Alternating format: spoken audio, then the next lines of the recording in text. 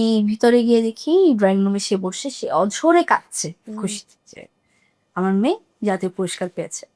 So আমি বলছি যে বা জাতীয় পুরস্কার কি? তো বললো এটা অনেক বড় একটা পুরস্কার। যে আমি খুব ভেঙে পড়েছিলাম, আমি তখন বুঝিনি যে জিনিসটা কেমন, অনেক ওয়েল উইশার চিনেছি, but she use to know this আসলে কে ওয়েল উইশার কে না। When you first received the national award for this film, ওই সময় কি কখনো জানা হয়েছে যে how did your parents feel about that? ওনাদের অনুভূতি বা ওনাদের ফিলিংটা কি ছিল? আমার যখন ন্যাশনাল অ্যাওয়ার্ড অ্যানাউন্স হয়, তো ন্যাশনাল অ্যাওয়ার্ডের অ্যানাউন্সমেন্টটা তো হয় বিটিভিতে হচ্ছে। নিচে প্রথমে স্ক্রলিংটা আসে যে একটা একটা ইয়া দেখায় যে কে কে অ্যাওয়ার্ড পেয়েছে, এবং তারপর হচ্ছে নিচে স্ক্রলিং আসতে থাকে যে এই অ্যাওয়ার্ড পাওয়া হয়েছে। তো ওই বছরের অ্যাওয়ার্ডে আমার মা খুব ওয়েট করেছিল যে শিশু শিল্পী এই বছর কে পাবে বা কে পায় সে দেখবে, এবং সে বসে বসে দেখছে। একটা টাইম পরে আমার নাম এসেছে। আমি ছিলাম আরেকটা রুমে খেলছিলাম আমার ফ্রেন্ডের সাথে, এবং ওই টাইমে আমি শুধু একটা আওয়াজ পেলাম, আমার মা একটা চিৎকার দিয়েছে, আমার মেয়ে জাতীয় পুরস্কার পেয়েছে, আমার মেয়ে জাতীয় পুরস্কার পেয়েছে। এখন আমি তো মনে হয়েছে এমন একটা চিৎকার, মনে হচ্ছে কিছু হয়েছে। আমি দৌড়ে গেলাম যে কি হয়েছে অ্যাকচুয়ালি এখানে। তো আমি ভিতরে গিয়ে দেখি ড্রয়িং রুমে সে বসে সে অঝরে কাঁদছে খুশিতে যে আমার মেয়ে জাতীয় পুরস্কার পেয়েছে।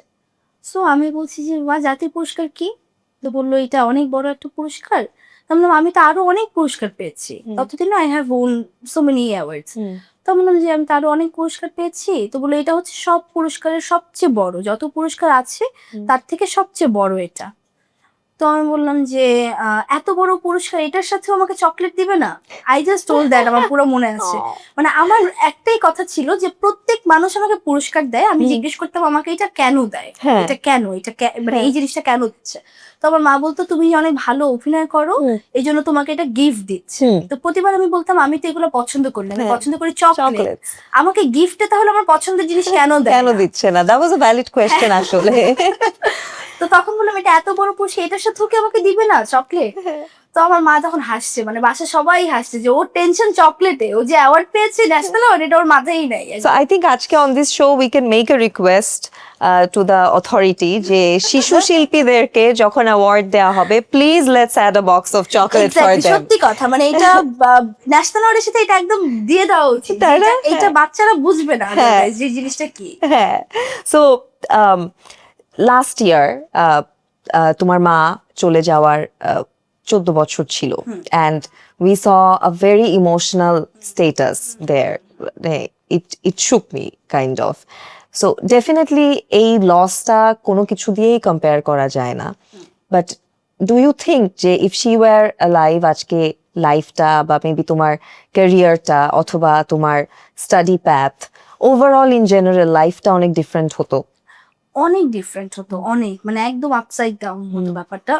এটার রিজন হচ্ছে যে প্রথমত আমি তোমাকে বললাম না যে আমি খুব ভেঙে পড়েছিলাম, আমি তখন বুঝিনি যে জিনিসটা কেমন, অনেক ওয়েল উইশার চিনেছি, but she use to know this আসলে কে ওয়েল উইশার কে না, কিংবা এই টাইপের কোনো সিচুয়েশনে পড়লে তখন হয়তোবা আমার মা হয়তোবা সোশ্যাল মিডিয়ার যুগটা পায়নি, বাট শি নোজ যে একটা পেপারে তার কাউকে নিয়ে কিছু লেখলে সেটা কিভাবে হ্যান্ডেল করতে হয়, তখন তো পেপার পড়তো, এবং তারপরে 10 জনকে কিভাবে ফেস করতে হয়, কিভাবে উত্তর দিতে হয়, এগুলো কিন্তু সে জানতো।